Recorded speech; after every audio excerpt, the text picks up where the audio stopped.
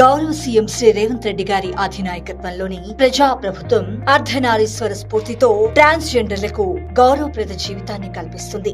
ఏండ్లుగా ఉన్న వారి అణిచివేత సంఖ్యలను తెంచుతూ తెలంగాణ ప్రజా ప్రభుత్వం సరికొత్త సంస్కరణలకు శ్రీకారం చుట్టింది. పురోగతి అంటే కేవలం ఆర్థిక వృద్ధి మాత్రమే కాదు, అట్టడుగు వర్గాల వికాసం అని కూడా ప్రజా ప్రభుత్వం నిరూపిస్తుంది. హైదరాబాద్ నగరంలో ట్రాఫిక్ క్రమబద్ధీకరణ కోసం ట్రాన్స్జెండర్లను వాలంటీర్లుగా, అసిస్టెంట్లుగా నియమించింది. ఇది వారిని నేరుగా ప్రజల మధ్య గౌరవప్రద పాత్రలో ఉంచింది. హైదరాబాద్ మెట్రో రైళ్లలో భద్రతా సిబ్బందిగా వీరిని నియమించి కార్పొరేట్ తరహా పని వాతావరణాన్ని కల్పించింది. ట్రాన్స్జెండర్లు సొంతంగా వ్యాపారాలు చేసుకునేందుకు, జీవితంలో స్థిరపడేందుకు ప్రజా ప్రభుత్వం భారీ రాయితీలు ప్రకటించింది.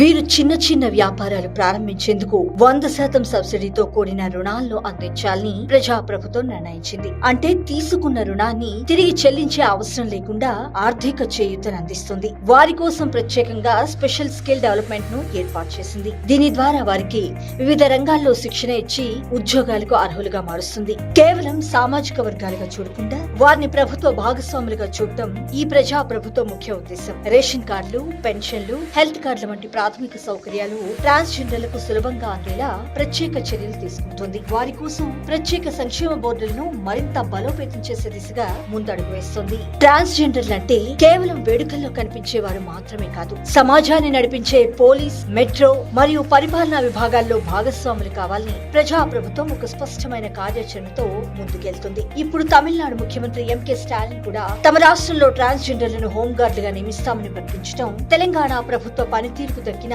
అతిపెద్ద గుర్తింపు. ప్రజా ప్రభుత్వ మానవీయ నిర్ణయాలకు దక్కిన గొప్ప ప్రశంస.